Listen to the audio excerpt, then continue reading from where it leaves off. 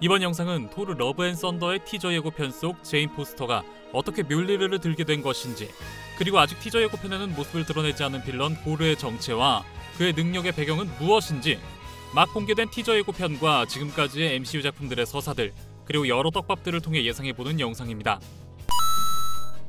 먼저 다들 보셨을 이번 토르 러브 앤 썬더의 티저 예고편. 이 예고편이 지금까지의 모든 MCU 작품들 중 가장 늦게 공개된 예고편이죠. 개봉을 2달가량 앞두고 이제 예고편이 티저로 겨우 하나 나온 거니까요. 저는 이것이 현재 디즈니 플러스에서 나오고 있는 문나이트의 일정과 관련이 있다고 생각합니다. 문나이트의 가장 최근화를 보면 9명으로 이루어진 이집트 주신들의 모임 엔네아드의 수가 5명으로 무려 4명이나 비어있고, 그 멤버 구성 또한 이집트 신화 원전과 많이 다른 걸 알 수 있는데요. 엔네아드의 회동에서 신들은 이런 말을 합니다. You've been banished once for nearly exposing us, Khonshu. Without calling undue attention to ourselves. 콘슈의 죄는 신들의 존재를 드러나게 한 것이라고요. 어떤 이유에서인지 신들은 모습을 드러내지 않고 숨으려 하는 성향을 보입니다. 저는 이것이 이번 러브 앤 썬더의 메인 빌런 신학살자 고르와 관련이 있고, 그렇기 때문에 러브 앤 썬더 개봉 전 신들이 숨어 지낸다는 이러한 서사를 어느 정도 진행한 시점에 비로소 티저 예고편을 공개한 것이 아닐까 예상해봅니다. 이름 그대로 신학살자 고르는 오래전부터 이 우주에서 신이라 불리는 존재들을 찾아가 죽이는 것을 반복하던 중 지구에도 온 적이 있고, 바로 이때 지구의 많은 신들이 고르에 의해 죽임을 당했을 것으로 예상해 볼 수 있을 것 같은데요.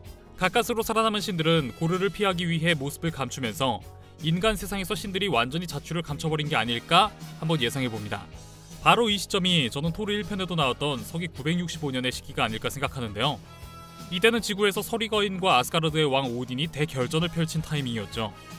지구의 신들을 학살하던 중 마침 이곳에서 우주의 다른 신까지 발견한 고르는 이게 웬 떡이냐 싶어 덤볐지만, 하필 그 상대가 오딘이었기에 바로 제압당하고 어딘가에 봉인되었을 것으로 예상해봅니다. 그렇게 봉인되었던 고르는 분립 이후 죽었다 살아나면서 봉인이 풀려난 게 아닐까 싶습니다. 이렇게 예상할 수밖에 없는 게, 고르가 계속해 우주의 신적 존재들을 죽이고 다녔다면 토르가 그 사실을 몰랐을 리 없고 오래전 이미 나서서 어떻게 했을 겁니다.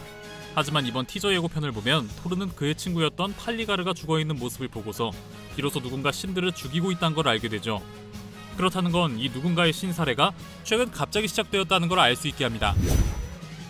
러브 앤 썬더 유출 장면 중에는 라그나로크에도 나온 바 있는 연극 장면이 있는데, 이 장면은 헬라가 뮬리르를 부수는 순간이죠. 저는 이 헬라를 이런 식으로 보여주어 다시 상기시키는 데에는 역시 의도가 있다고 생각합니다. 부서진 망치가 이 영화에 다시 등장하기 때문이기도 하겠지만, 저는 이번 빌런 고르에게 헬라가 큰 영향을 끼쳤을 거라 보거든요.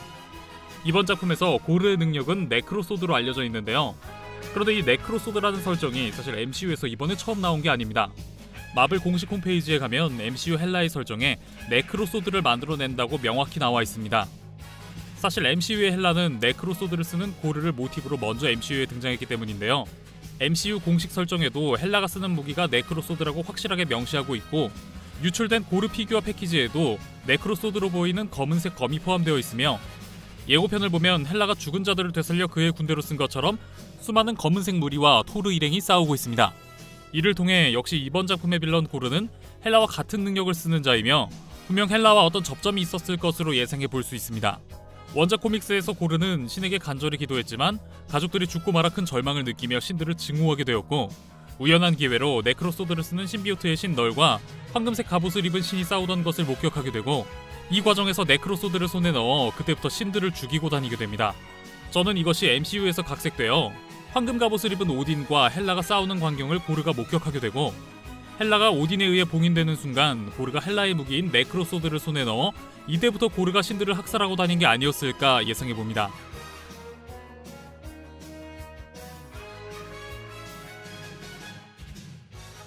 그리고 뮬리르 얘기를 안 할 수 없죠. 언제나 그랬듯 완구 제품들을 통해 우리는 개봉 전 영화의 주요 실마리들을 찾아볼 수 있는데요. 하스브로에서 출시 예정인 마이티 토르 FX 뮬리르 패키지를 보면 이 제품의 기능을 살짝 엿볼 수 있습니다. 부수와 갈라진 뮬리르의 금 사이로 기존의 토르의 파란 빛과 그리고 또 다른 노란 빛이 빛나는 걸 알 수 있는데요. 이를 통해 이번 영화에선 뮬리르가 기존의 파란 빛 말고도 노란 빛을 낸다는 걸 짐작해 볼 수 있습니다. 그리고 이번 예고편엔 제우스가 모습을 드러내는데, 이때 제우스의 손에 노란색 번개가 날아오는 장면이 있죠. 저는 제인이 뮬리르를 드는 서사에 이 제우스의 노란 번개가 큰 역할을 하지 않을까 예상합니다. 라그나로크에서 토르는 각성까지 했지만 네크로소드를 쓰는 헬라의 힘을 당해낼 수 없었고, 결국 수르트를 깨워 아스가르드와 함께 날려버리는 선택을 할 수밖에 없었습니다.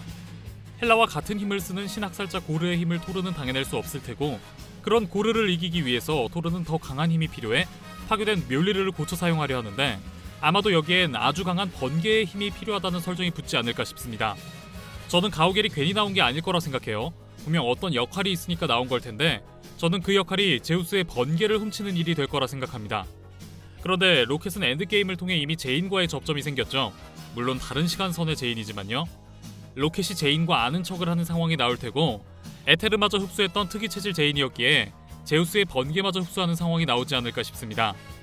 유출된 나탈리 포트만의 촬영 장면을 보면 제인 포스터가 전기에 감전되는 연기를 하는데, 이때 바로 앞에 검은 전신 쫄쫄이를 입은 남자가 천천히 일어나는 걸 볼 수 있습니다. 이 전신 모션 캡처 슈트를 입은 인물, 저는 로켓 아니면 코르그로 예상해봅니다. 위기의 순간 토르는 제우스의 번개로 다 고쳐진 묠리르를 부르는데, 제우스의 번개의 영향을 받아 초인이 된 제인이 올림포스의 마이티 제우스의 번개의 힘이 깃든 묠리르를 쓸 수 있게 된 게 아닐까요? 마찬가지로 SHF 러브 앤 썬더 마이티 토르 피규어를 보면 이펙트 파츠 중에 제우스의 노란 번개와 같은 파츠가 존재하는데, 이때 묠리르를 보면 온전한 형상이 아니라 조각조각 부서지고 있는 걸 알 수 있습니다.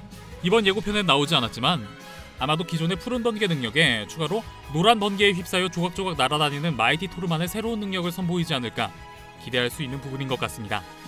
자, 여기까지 토르 러브 앤 썬더 티저 예고편을 이전 작품들의 내용들과 설정, 그리고 출시 예정인 완구 패키지를 분석하여 그 내용을 미리 예상해봤습니다.